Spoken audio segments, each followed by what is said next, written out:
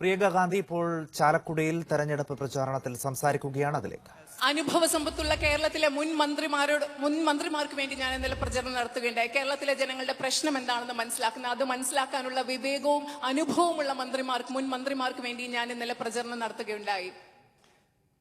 So what we are putting forward to you in this election is a solid team of experienced people, of young people, and most importantly, we are putting before you a vision document for the future of Kerala. അതായത് ഈ തെരഞ്ഞെടുപ്പിൽ ഞങ്ങൾ നിങ്ങൾക്ക് മുൻപിൽ അവതരിപ്പിക്കുന്നത് അനുഭവ സമ്പത്തും ജ്ഞാനവുമുള്ള, അതോടൊപ്പം തന്നെ യുവത്വത്തിന്റെ ഊർജ്ജമുള്ള ഒരു സ്ഥാനാർത്ഥി പട്ടികയാണ്. അതോടൊപ്പം തന്നെ കേരളത്തിന്റെ ഭാവി സ്പഷ്ടമാക്കുന്ന, വ്യക്തമാക്കുന്ന, ഭാവിയെക്കുറിച്ച് ഊന്നൽ നൽകുന്ന ഒരു കാഴ്ചപ്പാടുള്ള വിഷൻ ഡോക്യുമെന്റ്, ഒരു പ്രകടന പത്രികയും ഞങ്ങൾ നിങ്ങൾക്ക് മുൻപിൽ അവതരിപ്പിക്കുന്നു. Our leaders traveled across Kerala in the last few months. They spoke to all sections of society, to fishermen, to cashew farmers, to people in the rubber industry, in the coir industry, to my sisters, to everybody. And after these discussions, they developed this document which they felt reflected your voice and your wishes for the future. ഞങ്ങളുടെ കോൺഗ്രസ് പാർട്ടിയിലുള്ള സഹപ്രവർത്തകരും നേതാക്കളും കേരളത്തിന്റെ വിവിധ ഭാഗങ്ങളിലുള്ള ആളുകളുമായി കേരളത്തിന്റെ വിവിധ ഭാഗങ്ങളിൽ സഞ്ചരിച്ചുകൊണ്ട് ഇവിടെയുള്ള എന്റെ സഹോദരിമാർ, അതുപോലെ കശുവണ്ടി മേഖലയിൽ പണിയെടുക്കുന്നവർ, കർഷകർ, ഇവരോടെല്ലാം സംസാരിച്ചുകൊണ്ട് ഒരു വിഷൻ ഡോക്യുമെന്റ്, പ്രകടന പത്രിക തയ്യാറാക്കുകയുണ്ടായി. അത് ഭാവിയെക്കുറിച്ചുള്ള, കേരളത്തിലെ കുറിച്ചുള്ള നിങ്ങളുടെ കാഴ്ചപ്പാടാണ് അതിൽ പ്രതിഫലിക്കുന്നത്, അതിൽ നിങ്ങളുടെ ശബ്ദമാണ് പ്രതിഫലിക്കുന്നത്. Now when people from outside Kerala like me look towards your state, we see a state which is naturally beautiful.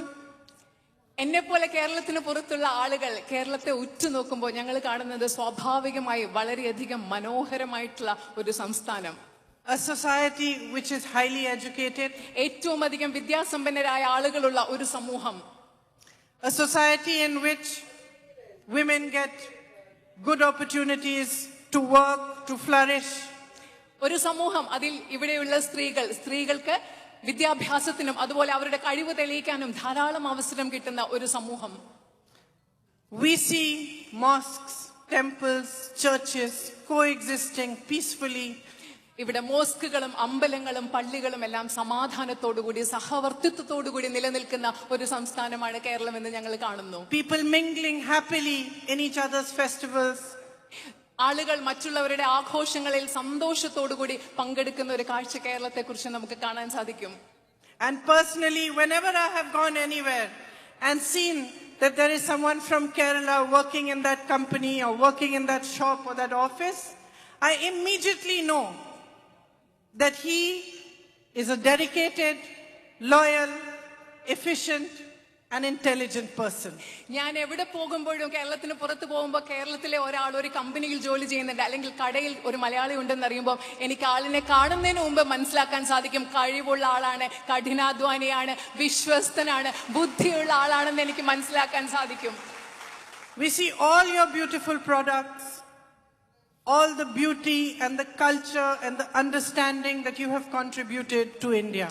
നിങ്ങളുടെ മനോഹരമായ ഉൽപ്പന്നങ്ങൾ, നിങ്ങളുടെ സംസ്കാരം, നിങ്ങളുടെ പാരമ്പര്യം, നിങ്ങൾ ഭാരതത്തിന് സംഭാവന ചെയ്തിട്ടുള്ള മനോഹരമായ അനേകം ഉൽപ്പന്നങ്ങളും സൗന്ദര്യവും ഞങ്ങൾക്ക് കാണാൻ സാധിക്കും. And the most beautiful thing about this is that there is not one single politician, one single person who can take the credit for what Kerala is today.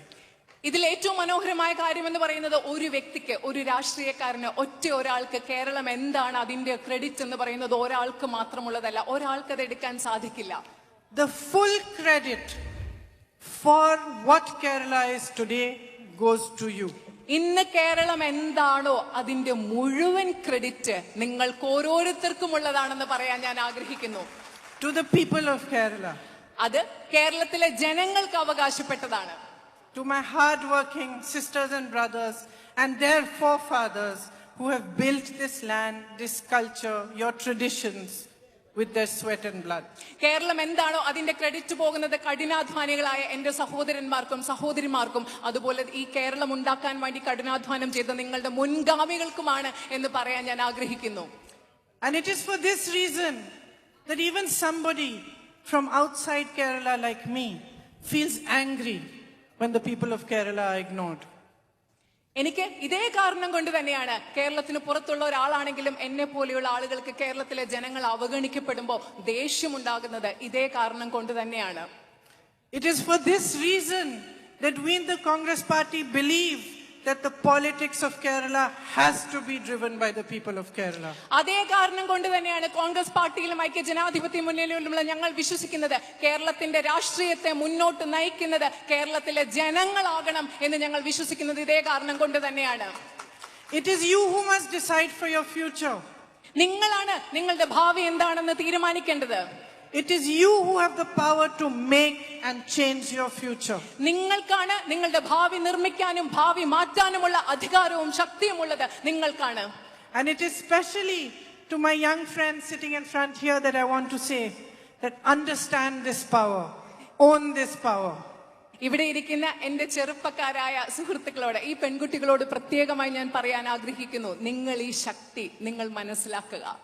Don't ever allow anyone to distract you from what are the real issues of your election. ഒരിക്കലും ഈ തെരഞ്ഞെടുപ്പിൽ നിങ്ങളുടെ പ്രധാന പ്രശ്നങ്ങൾ എന്താണ്, നിങ്ങളുടെ യഥാർത്ഥ പ്രശ്നങ്ങൾ എന്താണ്, അതിൽ നിന്ന് ശ്രദ്ധ തിരിച്ചുവിടാൻ ഒരിക്കലും നിങ്ങൾ ആരെയും അനുവദിക്കാതിരിക്കുക. Ask them, what is your plan? അവരോട് ചോദിക്കുക, നിങ്ങളുടെ പദ്ധതി എന്താണ്. If you are a woman, ask what are they doing for you? നിങ്ങൾ ഒരു സ്ത്രീയാണെങ്കിൽ അവരോട് ചോദിക്കുക, ഞങ്ങൾക്ക് വേണ്ടി നിങ്ങൾ എന്താണ് ചെയ്യാൻ പോകുന്നത്. If you are a worker, ask what are they doing for you?